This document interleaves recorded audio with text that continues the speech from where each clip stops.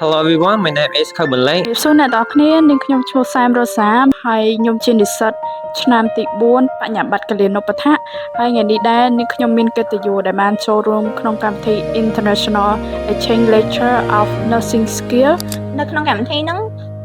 មានសាស្ត្រាចារ្យកូរ៉េគាត់បានបង្រៀនយើងពីជំនាញកលានុបដ្ឋាដូចជាការរៀនពី theory practice ពីការដាក់សង់នោមការចាក់តសៃវ៉ែន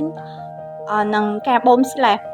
ហើយពួកគាត់បានបែងចែកយើងជា3ក្រុមមួយក្រុមមាន10នាក់ហើយពួកយើងបានចូលរួមធ្វើជាមួយពួកគាត់ទាំងអស់គ្នាមានអារម្មណ៍ថាវាប្លែកហើយអត់ដែរធ្វើអញ្ចឹងពីមុនមក And today I'm very thankful for this opportunity with PMC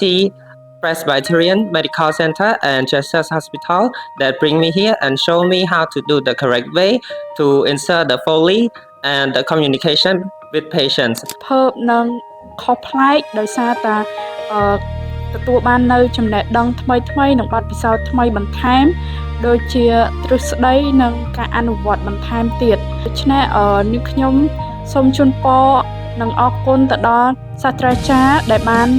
ខិតខំបង្រៀនពួកខ្ញុំនៅក្នុងថ្ងៃនេះ And thank you for all of them and I hope to see them in the future. មានសុខភាពល្អនិងធ្វើដំណើរទៅកូរ៉េដោយសុវត្ថិភាព